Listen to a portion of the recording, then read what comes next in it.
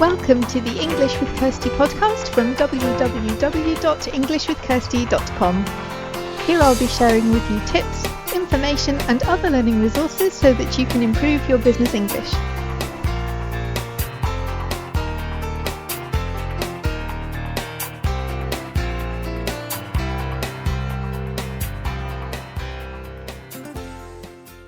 Hi everybody and welcome back to the English with Kirsty podcast. Today I have another special guest who is going to talk with me about something which is, I'm sure is interesting for you, but we are doing very similar things in different ways. And so I thought it'd be good to have a chat about that on the podcast. So maybe you could start by introducing yourself. Welcome, it's good to see you again. And maybe you could tell us something about who you are and what you do.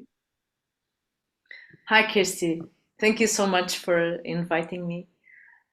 So I'm Joana Lisboa, and I'm from Portugal. That's why the name. And I'm a vocal coach. So I help people to speak with confidence. Yeah, so I think that's how we originally started talking. I must have seen one of your posts on LinkedIn and thought that was interesting because, you know, I've got this connection with people, their voice in English. With me, voice is not so much about the actual voice, but it's like finding your way to communicate and who you are and how you want to be perceived by others. But I was also interested in your story. So how did you get into vocal coaching? What were you doing before, or why did you decide this is something that you want to do? Well, it's a funny story, actually, Kirsty, because it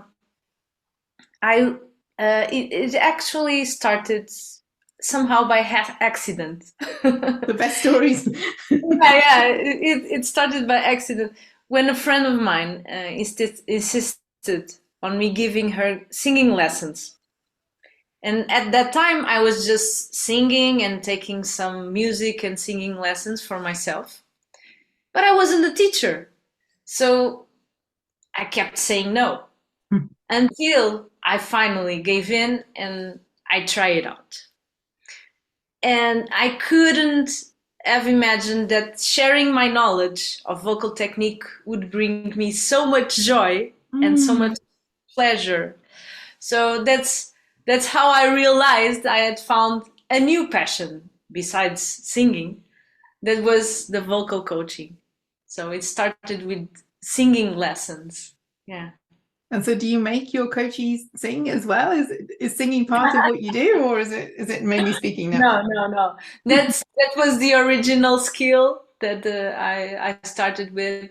And then after that, after I realized it was an activity that I would like to pursue, I took some courses about communication with confidence. I done all the work I suggest in my courses. So I really understand what is being a shy person and have difficulties in transmitting what we want to say, actually. And so I done all the process that I suggest my clients and students to go through.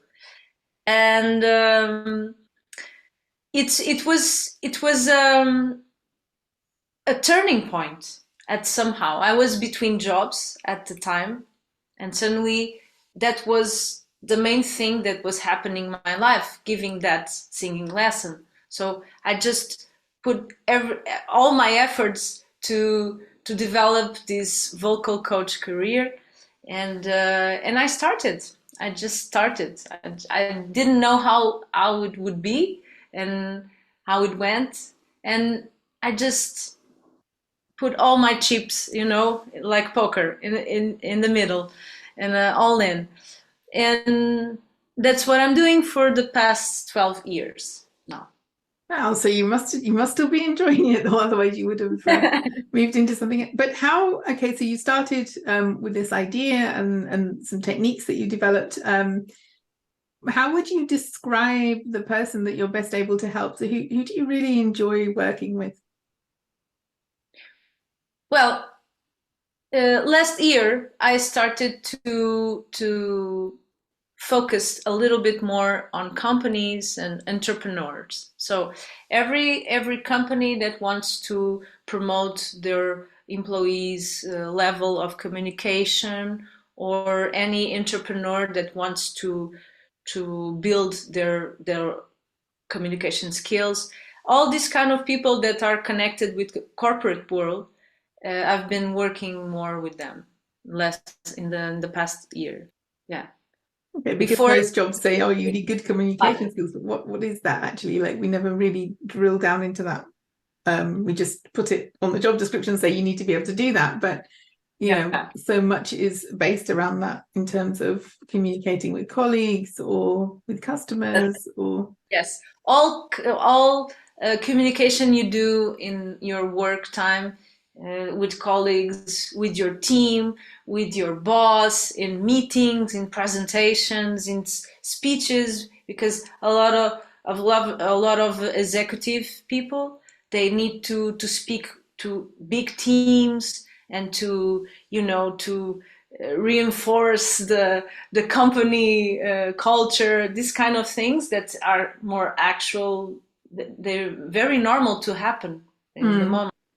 So people need to build this confidence while they speak, because they need to bring that motivation to people, to their teams, to their colleagues, to their clients. Of course it could be client service, everything that involves communicating.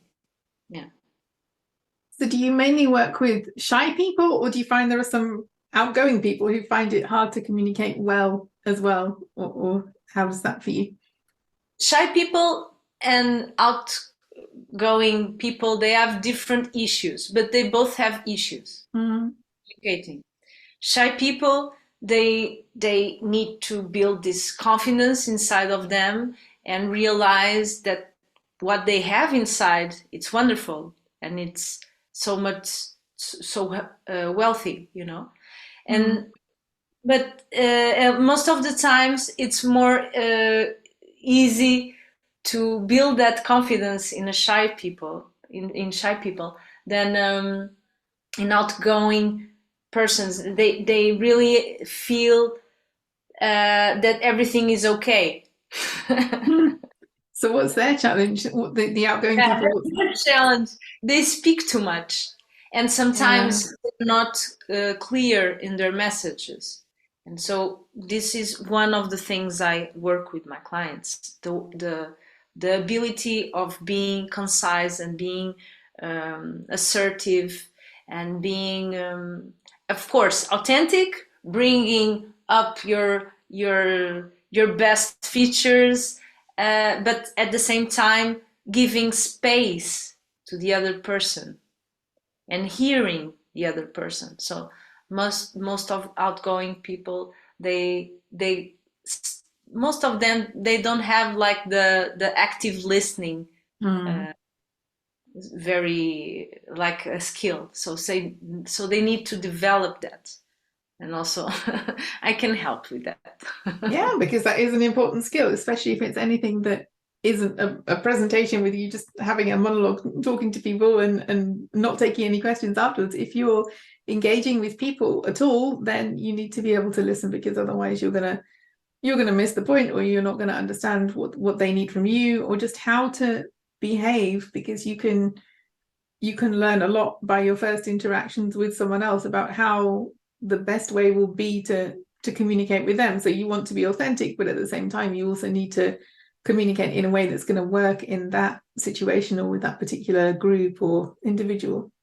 Yeah, for sure. Yeah. And so they have different issues, but there's I think all people need a little bit of vocal coaching. Because it's not just about communicating like in effective way. It's also knowing your voice. Because if you know your voice, you also know other people's voices too. And you can understand better other people. So these listening skills of just understanding, why does a person does this or does that? with their voice. So it really reflects what they're feeling. And so because the voice is feeling, we can do the other way around. If we kind of control our feelings, not in an artificial way, of course, but like because I want to feel confident. I just believe that I'm confident. So it's a work that really transforms people from the inside out. And people start to believe that what they have is enough. And the authenticity they have is enough. Even if they learn new stuff about their voice, but it's going to be like an extra. But what is really important is to believe in yourself. So I think my job is also making people believe in themselves and in their inner voice through the work of the out voice, the outside voice. I don't know if it's clear. And to be comfortable with that voice, I think, as well. Like, so yeah, to be open and to be listening to your inner voice as well, but also to not be afraid of the voice that you have, because I know some people, I mean, I've been editing my own podcast for years now, and I'm used to hearing my voice, and I don't think, oh no, but so many people refuse to listen to their episode or don't want to hear their voice. But that's sad, because it's, you know, it's the only one you have. You can train it, you can work with it, but it's your voice and it's part of you. So I work with people who are learning English or improving their English, but sometimes people say they don't even want to hear their voice in their first language. And I think, well, you know, if we can somehow try to get past this fear of listening to ourselves or hearing ourselves, then we can really start to discover more about ourselves and our voice and how we communicate. Yes. It's a profound work. Yeah. And we have to really be able to record ourselves. We need to record hearing, and just go, like you said, go to that point that you hear your voice like it's another person's voice. And to keep doing it. Yeah, that's the point you want. That's the stage you want. It's when you hear your voice and think, "Oh, that wasn't bad. Oh, maybe I can do this or that," but just like you were listening to other person. So I think that's the stage that we all should be. And because maybe I don't know how it is in England, but in Portugal, there's no connection with this in school, so no one teaches how to speak or to to sing, or so there's no connection with this part of us, but it's present in all the time, in every aspect of your life. Your voice is the first thing people pay attention. It's your voice. So your voice reflects your personality. Yeah, and if you have multiple languages, you probably have multiple personalities as well in the languages, but also with your voice and how you use your voice. One of my clients was saying the other day that she heard me speaking German for the first time, because we were just chatting after the session in German, and she said, my voice is different. It's lower, the rhythm is different, and it's probably the voice that I will have for German now. But I also know that, for example, my Portuguese teacher said that I had to write a text, and then she said, I don't want to see your text, I want you to record. Oh, no.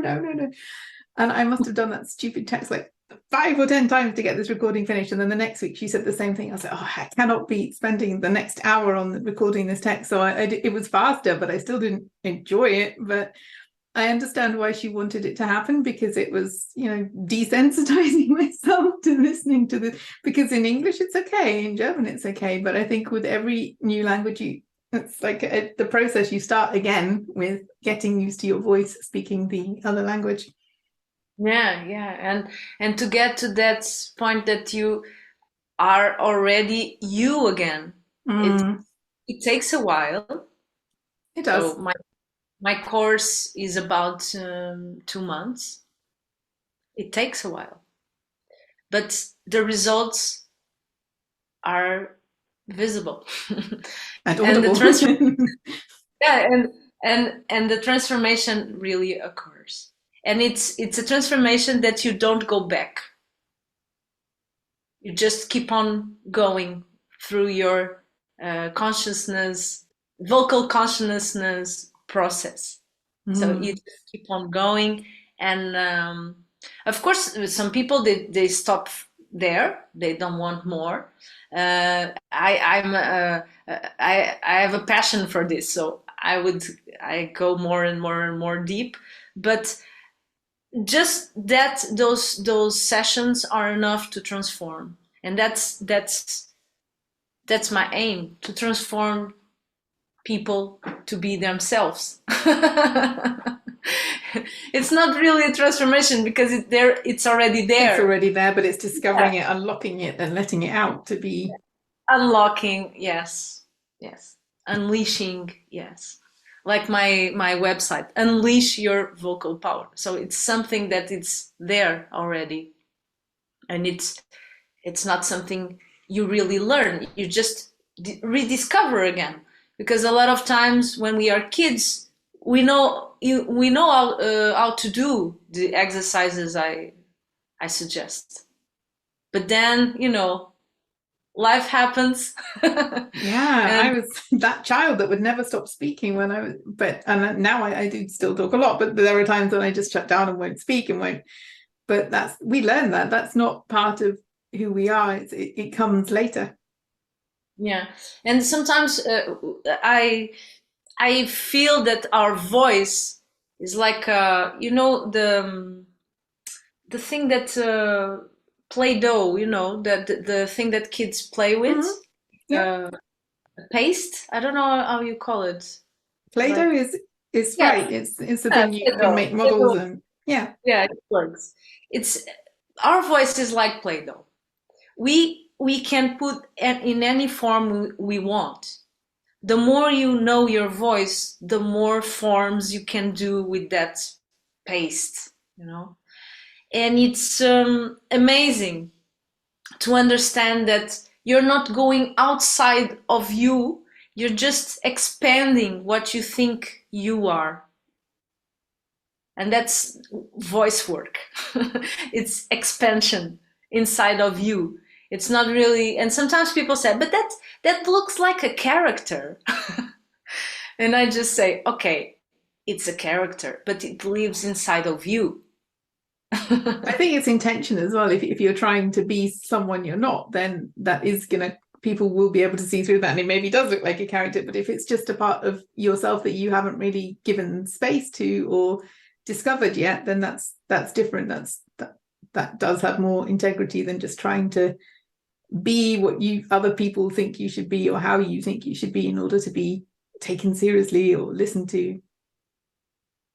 Yes, It's yes. finding out who's in there. There's a lot of prejudice, I think Yeah. it's what's the word, about what we should be. Yes, and especially women. Mm. Women shouldn't misbehave or do funny voices like this. And this freedom that comes to you when you access to a certain freedom that is very, very refreshing when you know your voice. And sometimes those limits we they may have come from somewhere else, but we put them on ourselves as well, I guess. And then we live with those limits until we don't until we decide that we don't want to. I mean, I think that's true what you say about women. I also think like people have certain ideas or maybe a bit less confidence. Me as a speaker of additional languages, I would try things in English that I maybe wouldn't try. I think it's good to develop your voice in all of the languages that you have available, but it's certainly something that I noticed with some of my clients, for example, who were a bit like, they aren't necessarily shy people, because I wouldn't say that I'm an introvert. I wouldn't say I'm shy, but I become that way when I lose confidence, and I lose confidence if I'm not really sure of what I'm saying. And then I know there have been times when my whole voice has changed to reflect that. And if that's the first time somebody met me, that's all they know of who I am. And that's not fair, because that's not a true representation. So there's discovering your voice anyway, and there's also making sure that when you use your voice in other languages, that it's also in alignment with who you are and who you want to be. Yes, yes. The freedom of being ourselves. So what kind of mistakes do people make? Like what beliefs that aren't true? What kind of mistakes do people make with their voices, or when they're doing public speaking, or when they're involved? What have you seen some common things that people do that could be done differently? Yeah. Well, many people that seeks my service, there are experts in their own fields, so of knowledge. But despite this inner wealth, they struggle a little bit to communicate clearly and with assertiveness and with empathy in their meetings and presentations and speeches. So this lack of knowledge of their voice affects the way they deliver things, and they kind of and also because they feel they need to be another person to deliver a good speech, and not what they have inside it's enough. And I think that's really it's something that can be avoided when you work on your voice, and you become more your message becomes more clear, because you know your voice and you know what to do with your voice. That made sense? Yeah, yeah, I think so, because I think it's also how people are used to communicating, because, so people feel that they have to be someone else. It often happens, I think, when people are maybe not used to doing this thing, they have to do something. Maybe they get a new job where they have to be more visible, and then they have to do more presentations. Or, for example, I'm doing more work with translators at the moment, who are very, very articulate individuals, but they mainly work with writing, with texts. And then suddenly they have to present something at a conference. And for some people, that's fine. But for some people who haven't had to do so much public speaking, or in my case, as an English trainer, who haven't had to do it in English, then it's like a new thing. So it's not their usual preferred way to communicate, because, for example, they would prefer to write. So it's learning how to come across as yourself when you're speaking, and not just when you're writing. Yes, yes. They have to find themselves in their voice before they present themselves. I think yeah, it makes a lot of sense. And this richness that people have when they write, oh my God, this is so rich. But when they start talking, is so different, so different. And Yeah. sometimes you think, is that the same person who wrote this and who I'm now speaking to on a call? Or, but yeah, we have to find that way to be authentically us in either writing or speaking, if that's part of our job, or to focus on the thing that we prefer and we do best. But I think it's good to train the other skills as well, because you never know when you're going to need them. Of course, of course. And it's more needed in this world that we live now than before. I think before there could be like an introvert, like a writer, or these types of personality. They could live almost a whole life without leaving their house, just writing and doing their stuff. But now even introverts, they have to communicate, because they have teams, they have book releases, they have these kind of things, that events that they need they need to understand how they gonna present themselves to the public, even if it's very simple, like a simple and clear way, and their own way, but they have to do it. So Yeah, if you're a business owner or a freelancer, you've got services to sell. You know you need to make relationships. You need to have connections with people. So, and I think that's one of the first lessons I learned as a business owner, that it's not just about the service that you have or what you can offer people. It's all the other things you have to do as well in order to facilitate that, to find customers, to build relationships, and being able to speak with confidence makes that a whole lot easier. yeah. We're not talking about social media, because if we start talking about that, the importance of the voice, and also about what you look like, unfortunately.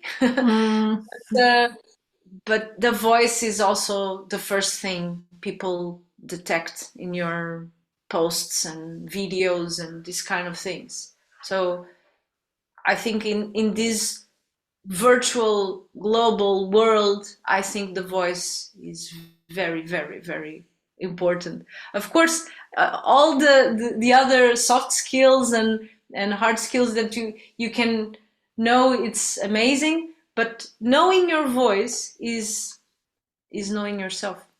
Yes. mm. You mentioning social media, just thinking about that I saw a post, one of your posts on LinkedIn about public speaking and your journey with public speaking. I think you did a course, or do you want to tell a bit more about that experience? Yes, I think you're talking about Toastmasters, Yeah, no? yeah. Yeah. Yes, yes. I had this I don't know if you can say this in English, but cognitive dissonance. You know what it means? I've Uh, heard of it, but I don't know what it means. You yeah, can say it in English, but you need to explain.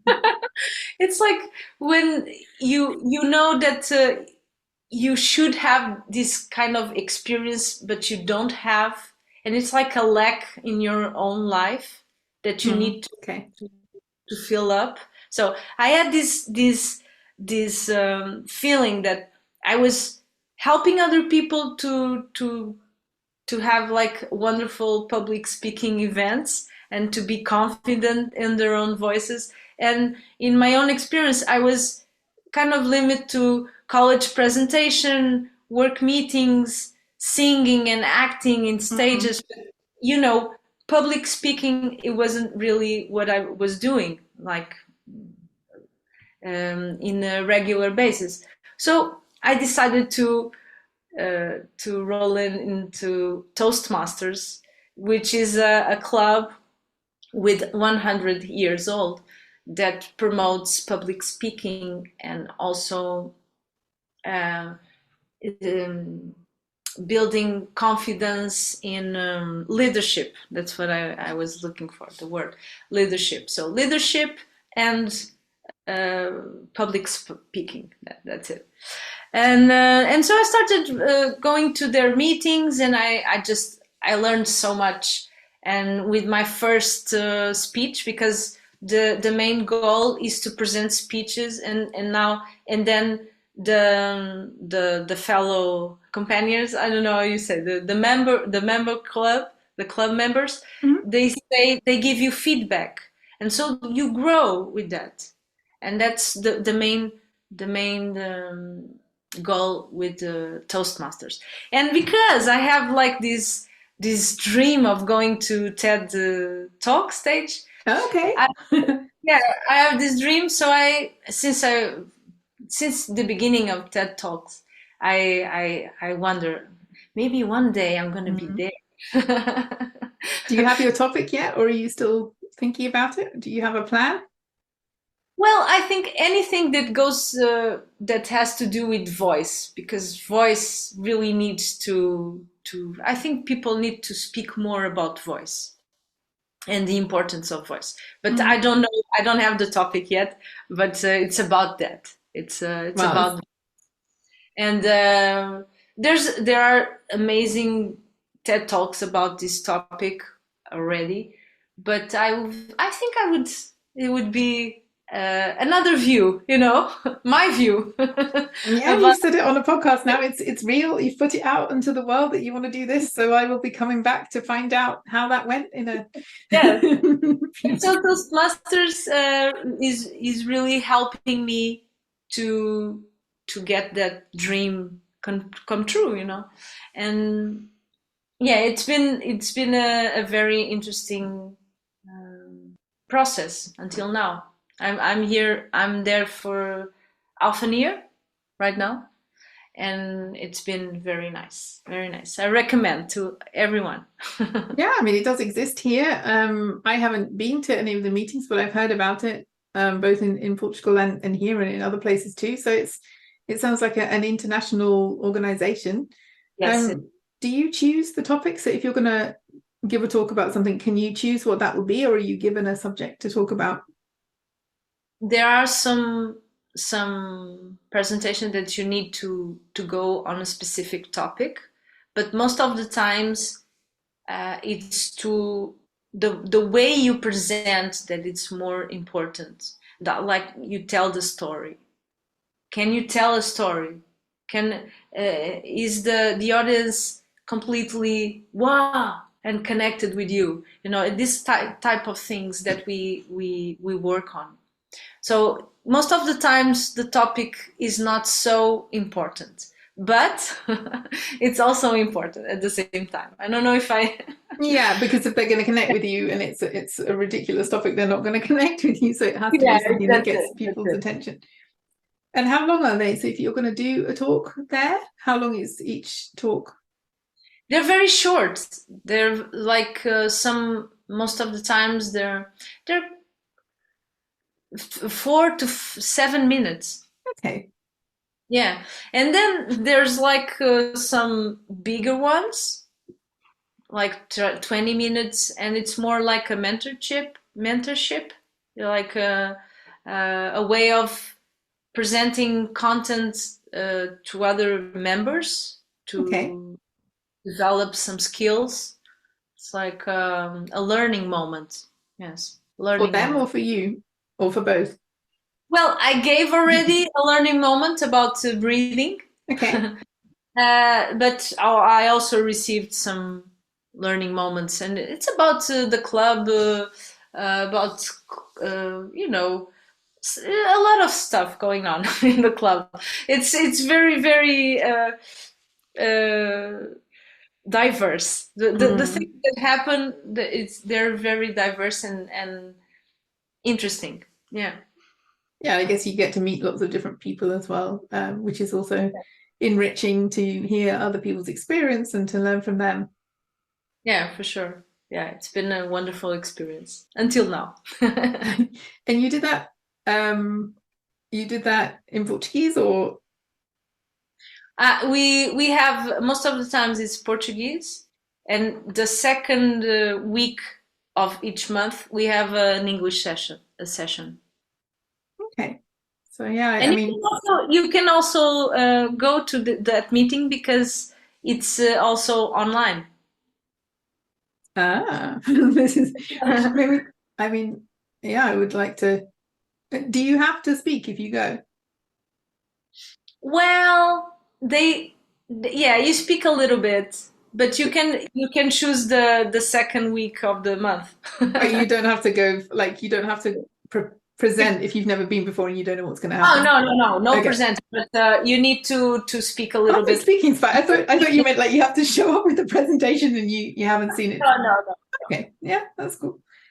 That would Oh, be very scary. that would be scary, but I was thinking about like some of my customers would find that very interesting. I mean, I would find that very interesting in Portuguese as well because like that's additional information for me to learn and to listen.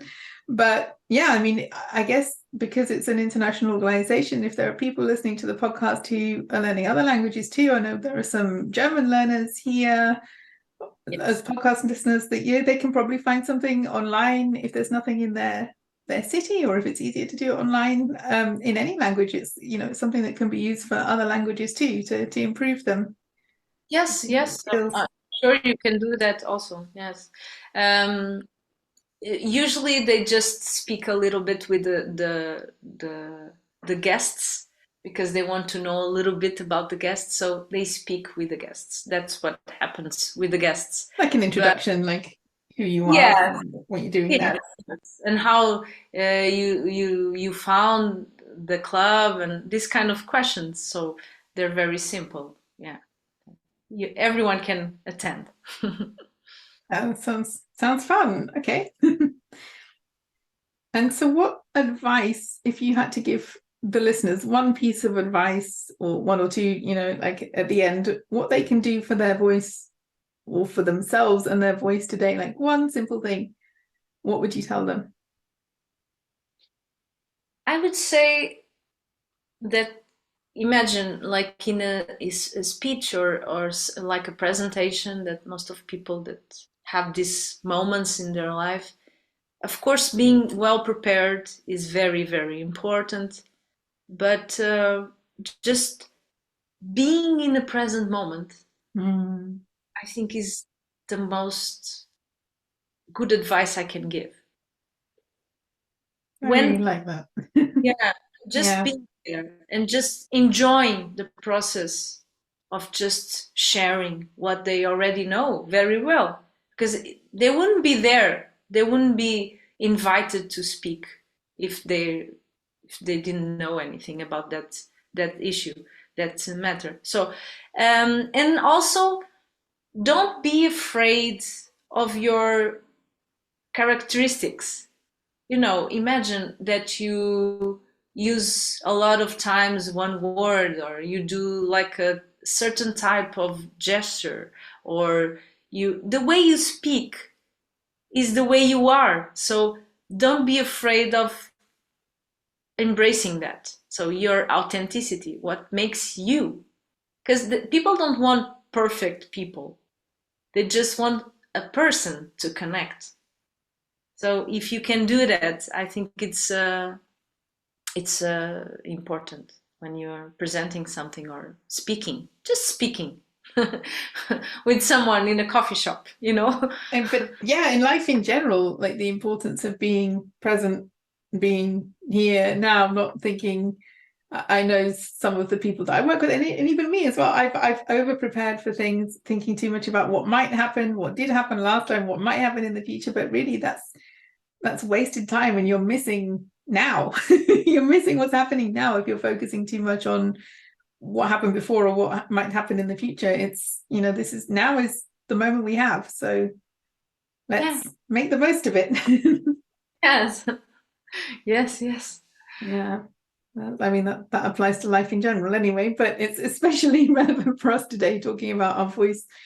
So yeah, I don't want to move away from that. I want to leave that as our final comment for people to think about. Thank you for coming on the podcast. I'll add all your links and the links to your website and your social media to our page on my website. And yeah, thank you for sharing your knowledge with us and for being here today. Have a wonderful day. Thank you. See you soon. See you soon. I hope you enjoyed this episode of the English with Kirsty podcast. If you have any questions or comments, my email address is kirsty@englishwithkirsty.com, or you can go to www.englishwithkirsty.com/podcast, where you'll find information about the individual episodes.